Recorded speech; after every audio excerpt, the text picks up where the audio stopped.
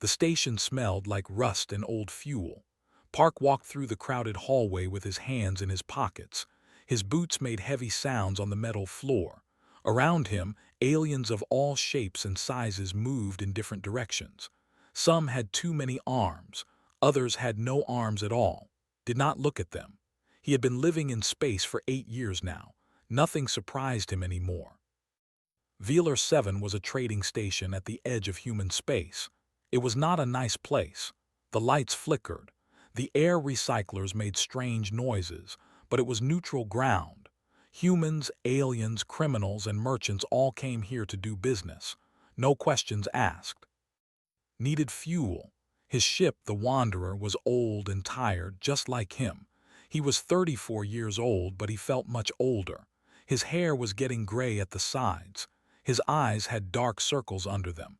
He had not slept well in years. He found a food stall and ordered something cheap. The alien behind the counter had green skin and 6 eyes. It looked at with what might have been pity. "Human," it said, "you look hungry." "I am always hungry," replied. He took his food and sat at a small table in the corner. The meal was some kind of protein paste. It tasted like nothing, but it would keep him alive for another day. That was all that mattered now. Had been a soldier once, a long time ago. He served in the Earth military forces for 6 years, but something happened, something he did not like to talk about. He left the military and bought a small cargo ship. Now he moved boxes from one station to another. It was boring work. It paid almost nothing, but it was simple. No one asked him to kill anyone. No one asked him to be brave. He was almost finished with his food when he noticed the woman. She stood near the entrance of the food area. She was tall, much taller than any human. Her skin was silver like polished metal. She wore dark robes and a veil that covered the lower half of her face. Only her eyes were visible. They glowed with soft blue light. Knew what she was. He had never seen one in person before. They were an ancient race. They kept to themselves. They did not like other species. They especially did not like humans. The stories said that ships would destroy any human vessel that entered their space. So what was one doing here, and why was she looking at him? The woman walked toward his table. Her movements were smooth, like water flowing. The crowd seemed to part around her. Even the roughest criminals stepped aside. There was something about her that demanded respect. She stopped in front of his table. "Park," she said. Her voice was soft but clear. "I have been looking for you." Put down his food. His heart began to beat faster. "How do you know my name?" "I know many things about you," the woman said. "I know you fly a cargo ship called the Wanderer. I know you are in debt. I know you have not had a good contract in 3 months. I know you are desperate." Said nothing. Everything she said was true. The woman sat down across from him. Up close, he could see the markings on her silver skin. They were patterns that seemed to move and shift, glowing faintly with the same blue light as her eyes. "My name is," she said. "I have a job for you." "I do not work for," said. "No offense, but your people kill humans. Everyone knows this." "That is true," admitted. "But you will be safe, I give you my word." "Your word means nothing to me."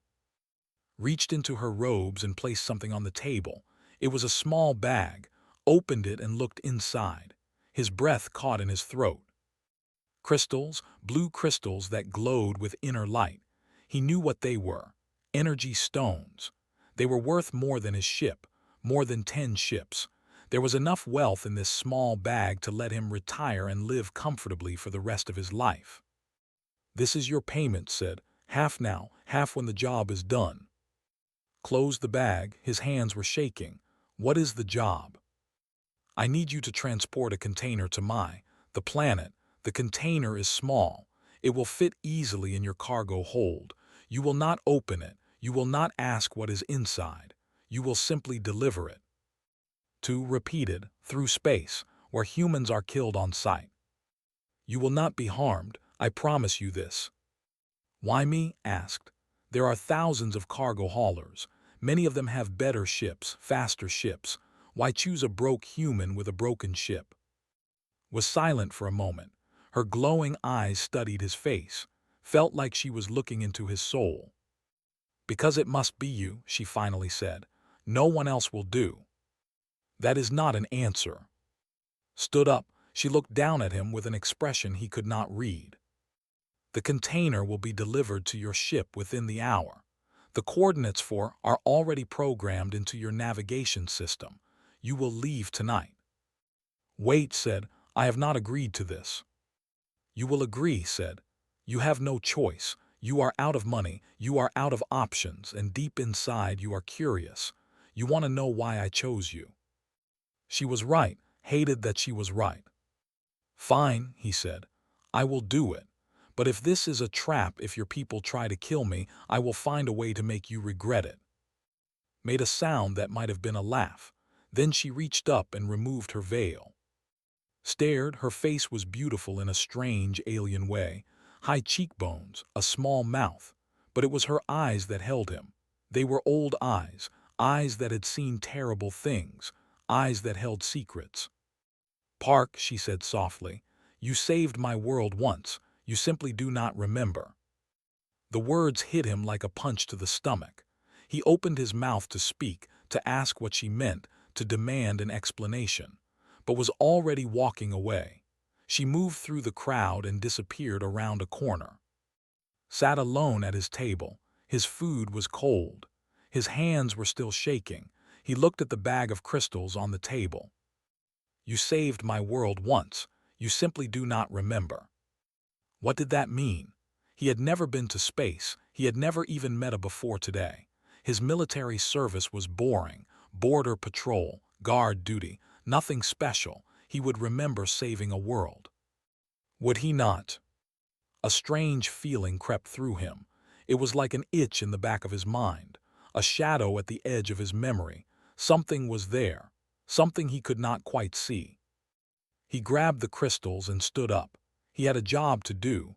Whatever secrets was hiding, he would find them. He would get his answers. And if she was lying to him, if this was all some kind of trick, then he would make her pay. Walked back toward the docking bay where his ship waited. The crowds parted around him too, but not out of respect, out of indifference. He was just another human, just another nobody. But maybe a small voice whispered in his head, maybe he had been something more. Once, a long time ago. He needed to find out, even if the truth destroyed him. The Wanderer jumped into hyperspace 3 hours after return to his ship. True to her word, had sent the container.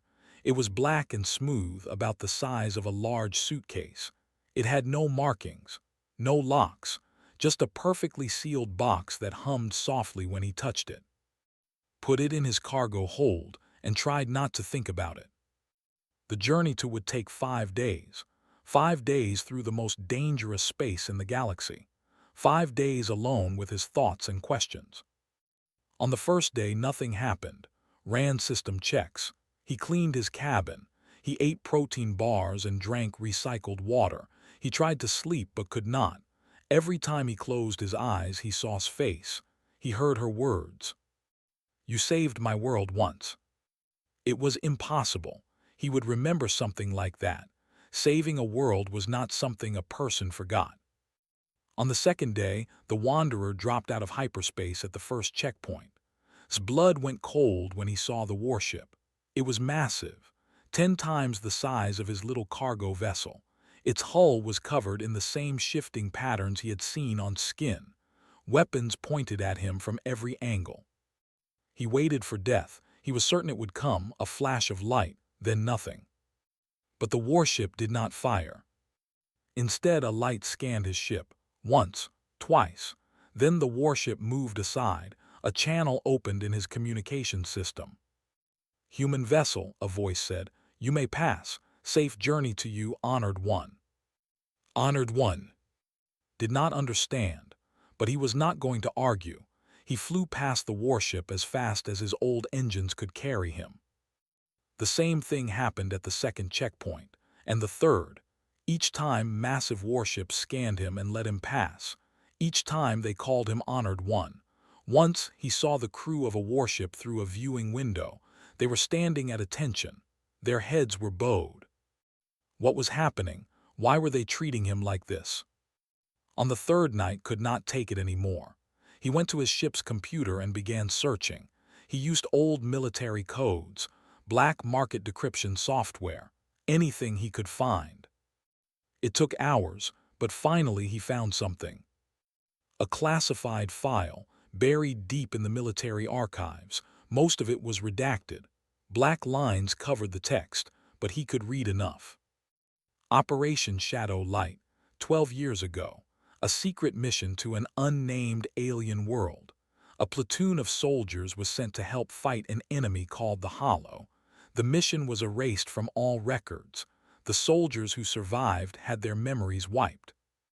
The platoon's name was Ghost Company. Stared at the screen. His heart was pounding. He had been in Ghost Company. He remembered that much, but he remembered nothing about any mission.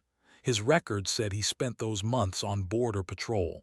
Boring, routine, nothing special. But the file said otherwise. He kept reading. The Hollow were a parasitic species. They consumed everything: planets, people, entire civilizations. They had destroyed 12 worlds before they came to this unnamed planet. The planet's people could not fight. They were pacifists. They had no weapons, no military. They were going to die. So they called for help, and humanity answered. 42 soldiers. That was all Earth sent. 42 humans against an army of monsters. The mission was never supposed to be known.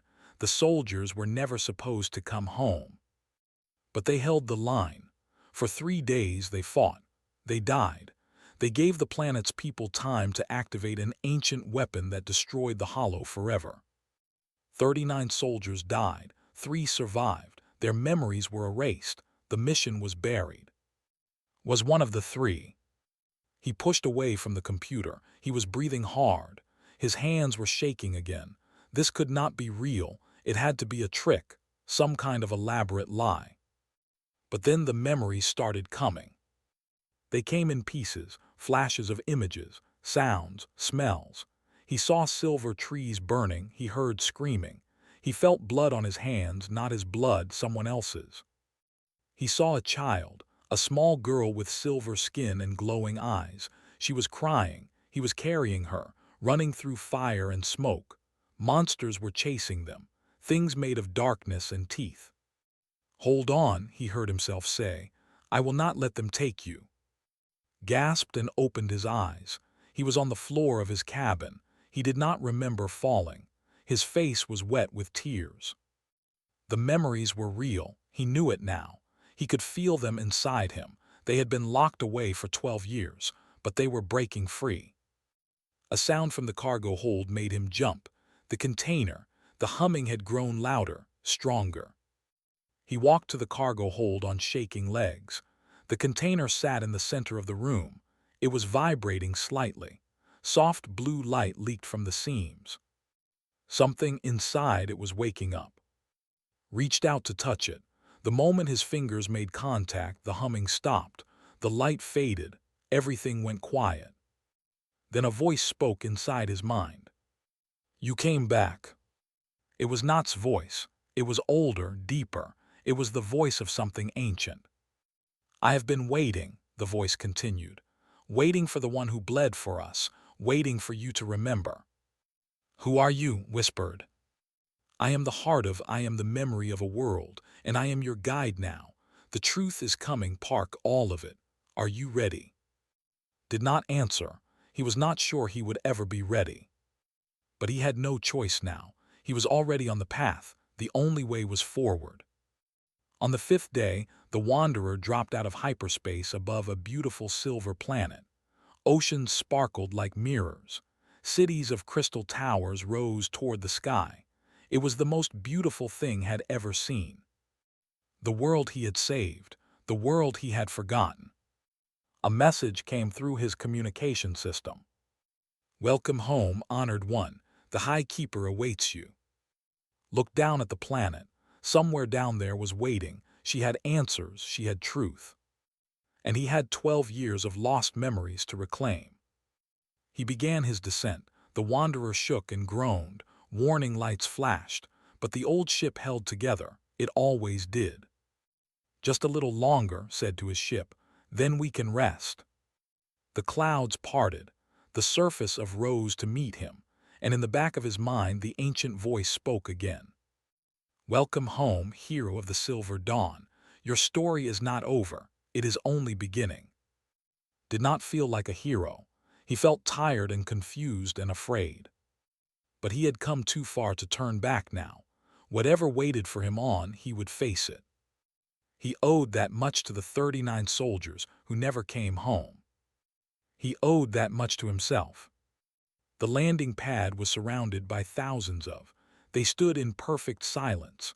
Their silver bodies glowed softly in the light of their twin suns. Their eyes were all fixed on the Wanderer as it touched down. Had never seen so many people in one place, and they were all here for him. He opened the cargo bay door and stepped outside. The air was sweet and clean. It smelled like flowers and rain. The sky was pale purple. Everything was beautiful. No one moved. No one spoke. They just watched him. Then the crowd parted, walked toward him. She was different now. Gone were the dark robes and veil. She wore white now. A flowing gown covered in symbols that shifted and changed. On her head sat a crown of silver light. She looked like a queen or something more. "Park," she said, her voice carried across the silence. "You have returned to us, as I knew you would." "I want answers," said. His voice sounded rough and tired. "You said I saved your world. I want to know how. I want to know everything."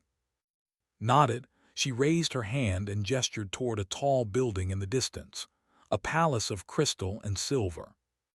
"Come," she said, "walk with me. I will tell you everything." They walked through the crowd together. Every they passed bowed their head. Some reached out as if to touch, then pulled back. Their faces showed emotions he could not read: wonder, sadness, gratitude. "They know who you are," said.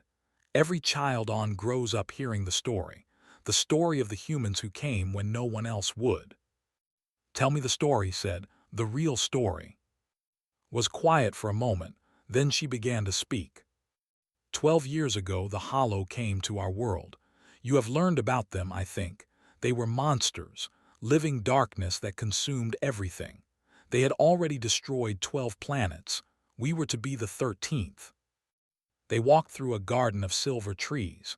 Blue flowers bloomed at their feet.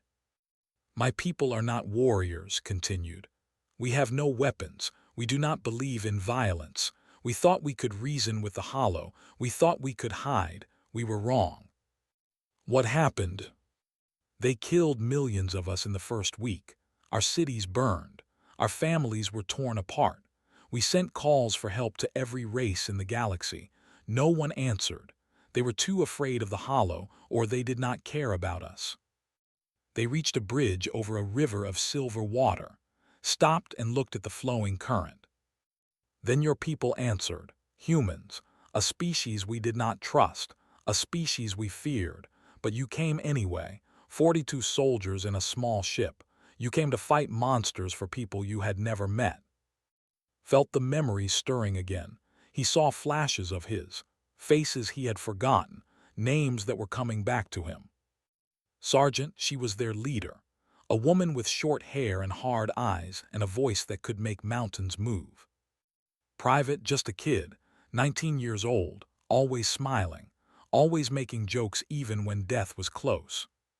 Private Han, their medic, quiet and gentle, she saved more lives than anyone. Corporal, the biggest man in the unit, strong enough to carry 2 wounded soldiers on his back, kind enough to cry when they lost one. They were all dead now, all except him and 2 others. "You held the line for 3 days, said. The Hollow threw everything at you, thousands of them, millions, and 42 humans stood in their way." "Why?" asked, his voice cracked. "Why did we do it? We did not know you. We had no reason to die for you." Turned to face him. Her eyes were bright with unshed tears. "I asked your sergeant the same question. On the second night, when half your soldiers were already dead, I asked her why you kept fighting. What did she say? She said, because someone has to, she said. Because you cannot fight, so we will fight for you, she said. Because that is what humans do. The tears spilled down Silver cheeks. She did not wipe them away. On the third day, we activated the ancient weapon, a device left by our ancestors. It destroyed the Hollow completely, burned them out of existence. But we needed time. We needed someone to buy us that time. My squad whispered. Your squad, they knew they would die. Sergeant knew. She ordered everyone to hold their position, to give us one more hour, just one more hour. The memories hit like a wave. He remembered now. He remembered the final battle, the screaming, the blood. He remembered pushing him back. Get the civilians to the shelter, she had ordered. That is your mission now. Go. I cannot leave you, he had said. That is an order, Private Park. Get them out, get the child out. We will hold. The child looked at her, really looked at her, and suddenly he could see the small girl he had carried through the fire, the same eyes, the same light. It was you, he said. The girl I saved, it was you. Nodded. My parents died fighting beside your soldiers. They gave their lives to buy us time to run.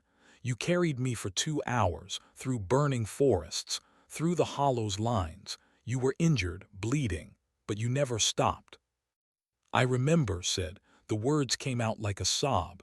I remember everything now. He fell to his knees. The weight of 12 years crashed down on him, all the faces, all the deaths, all the sacrifice. Knelt beside him, she took his hands in hers. When the weapon fired, the Hollow died, but so did most of your squad. Only 3 of you survived. Your government came to retrieve you. They wiped your memories. They made you forget. They wanted to hide what they had done. They were ashamed of sending soldiers to die for aliens. But you remembered, said. We never forgot. My people live a long time. We pass our memories to our children. Every on this planet knows what you did, what all of you did. She helped him stand. I became High Keeper because I survived, because you saved me. Everything I am, everything I have built exists because a human soldier refused to let me die. They stood on the bridge together. Behind them, the crowd waited in silence. The container said, what is inside it? Our most sacred object. It holds the memories of our world. We hid it off-planet when the Hollow came, protected it. We have waited 12 years to bring it home. Why did I have to carry it?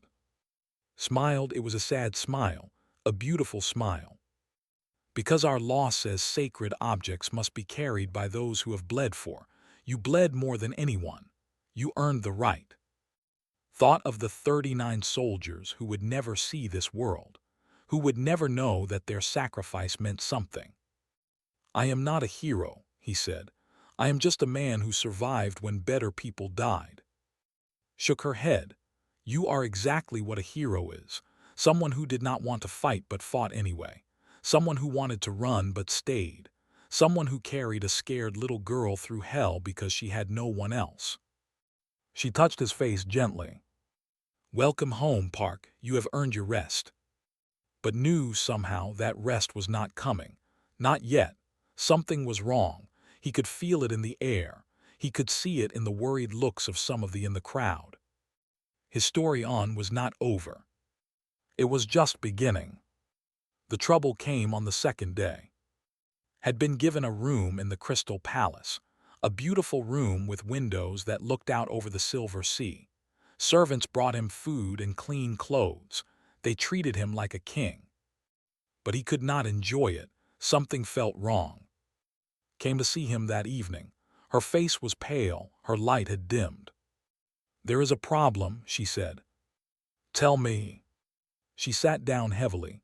For the first time she looked tired, she looked afraid. There is a group among my people called the Purists. They believe that should never owe anything to other species. They have spent 12 years trying to erase what happened. They tell stories that say we saved ourselves. that humans never came, that you do not exist. But the people said, they know the truth, they were there. The ones who were there are old now.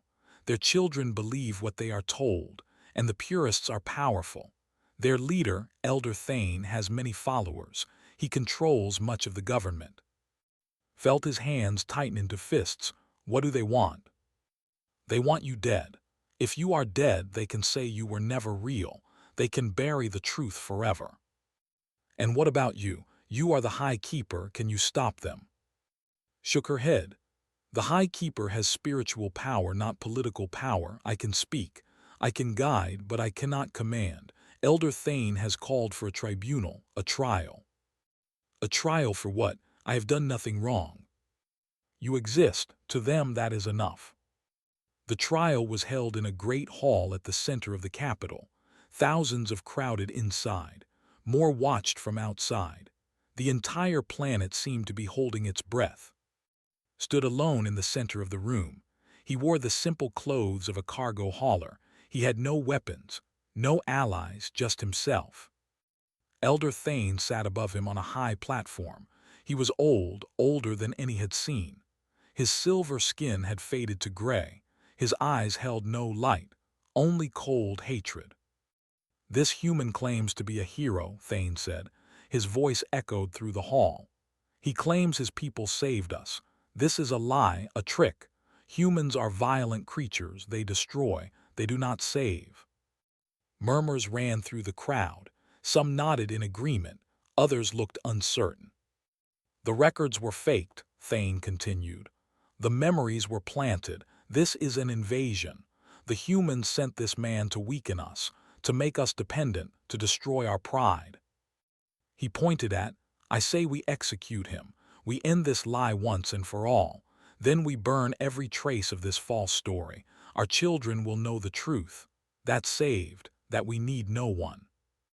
Cheers rose from part of the crowd. The purists, they were everywhere. Stepped forward.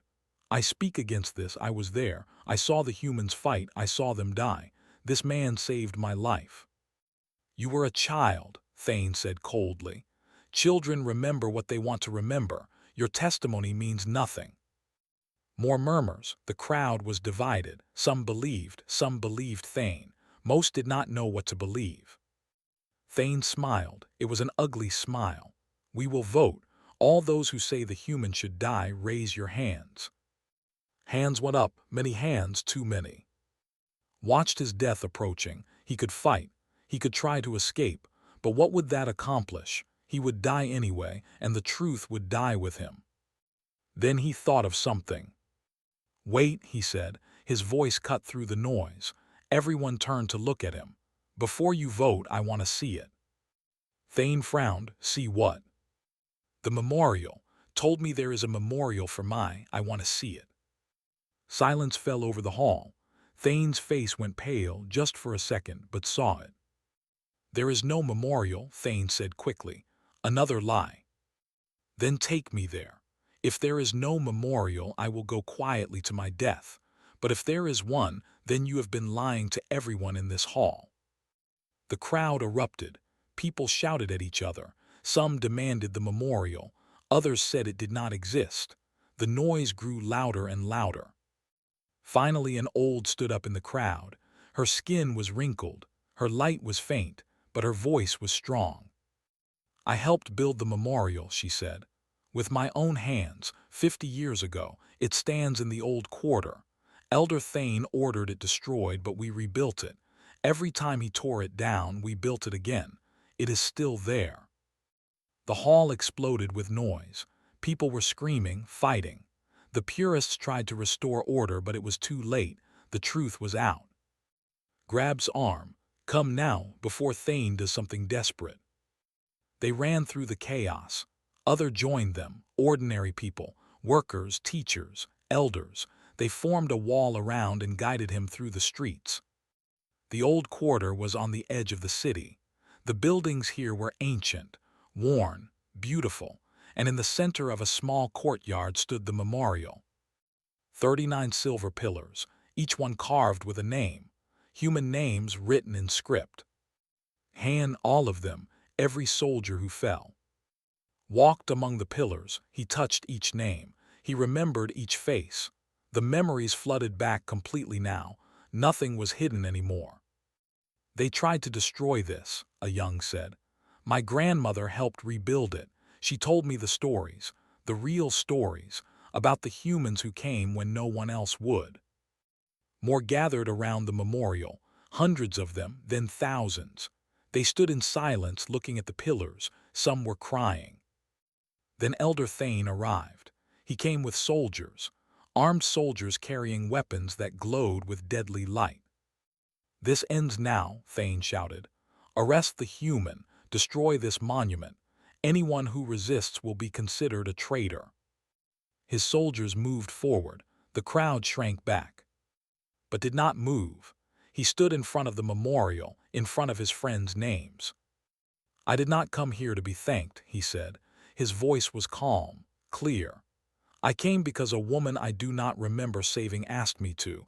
That is what humans do. We show up, we bleed, and we do not ask for monuments. He looked at Thane. But if you try to erase my friends, the ones who died so your children could live, I will not let that stand. You will have to kill me first, and then you will have to kill everyone here who remembers the truth.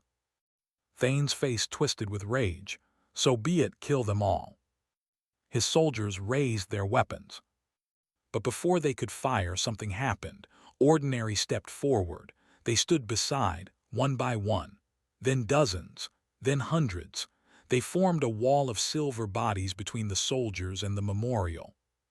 You will not destroy our history, the old woman from the hall said. You will not erase our debt. We remember. We will always remember. Thane looked at his soldiers.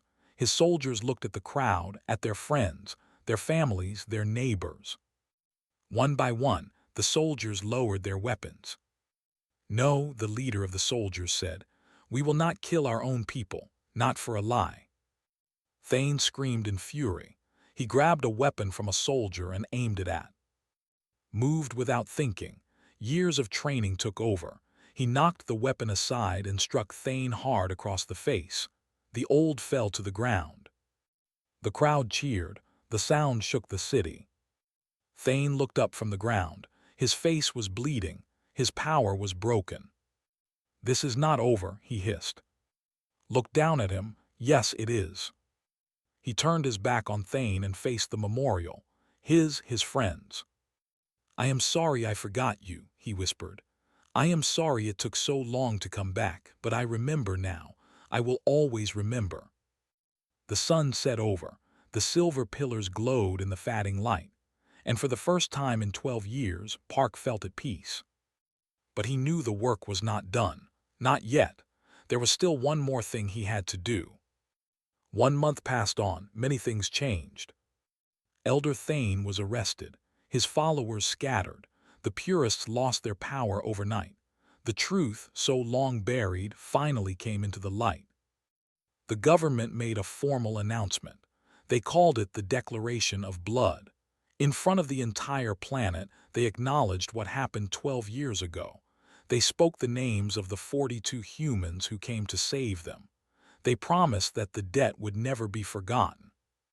A new memorial was built in the center of the capital, not hidden in the old quarter, not something to be ashamed of. A great monument of silver and crystal, standing tall for all to see. The names of the 39 fallen soldiers were carved into its base. Above them, the words of Sergeant were written in letters of light. Because someone has to. Every year on the anniversary of the battle, the names would be read aloud. Children would learn the story in school. The truth would live forever. Watch the dedication ceremony from the crowd. He did not want to stand on the stage. He did not want to make speeches. He just wanted to be there, to see it happen. Found him after the ceremony. She was glowing brighter than ever. The worry and fear were gone from her face. She looked young again, happy. You could stay, she said. We would give you anything, a palace, wealth, a position of honor. You have earned it all. Shook his head. He looked up at the memorial, at the names of his friends. "I am not meant for palaces," he said. "I am a cargo hauler. That is all I ever wanted to be." "You are so much more than that." "Maybe, but I cannot stay here. There are things I need to do, people I need to find." Nodded, she understood. The families. 39 soldiers died here. Their families back on Earth think they died in some border accident, some training exercise. They never knew the truth. They deserve to know. That is a long journey, a hard journey. Your government will not want you to tell this story. Smiled. It was a tired smile, but a real one. Then they should not have given me back my memories. They walked together to the docking bay. The Wanderer sat waiting. The old ship had been repaired by engineers. New engines, new hull plating, new everything. She looked better than the day bought her. "A gift," said. "You saved our world in a ship. It seemed right to send you home in one." Ran his hand along the hull. He could feel the ship humming under his touch, ready to fly, ready for one more journey. Gave him something small, a pendant on a silver chain. Inside was a fragment of crystal that glowed with soft blue light. "A piece of the," she said. "It marks you as blessed, a title we have never given to anyone outside our people. Wherever you go, you carry our gratitude with you." Took the pendant. He put it around his neck. The crystal was warm against his chest. "I do not know what to say," he admitted. "Then say nothing. Words are not always needed between friends." Friends like that word. Step back. She raised her hand in the traditional farewell. Her fingers formed a shape like light spreading from a star. "May your path be lit by those who walked before you," she said. Remembered the old saying from Ghost Company. The words Sergeant used to say before every mission. "See you on the other side," he replied. Smiled, a real smile, a warm smile. "See you on the other side, Park." He climbed aboard the Wanderer. The door closed behind him. He walked to the cockpit and sat in the pilot's chair. Through the window he could see still standing on the landing pad. Behind her a crowd had gathered, thousands of waving farewell. Started the engines. The ship lifted smoothly into the air. He rose above the crystal city, above the silver seas, above the purple sky, grew smaller and smaller beneath him. Then he was in space. Stars spread out in every direction. Home was a long way away.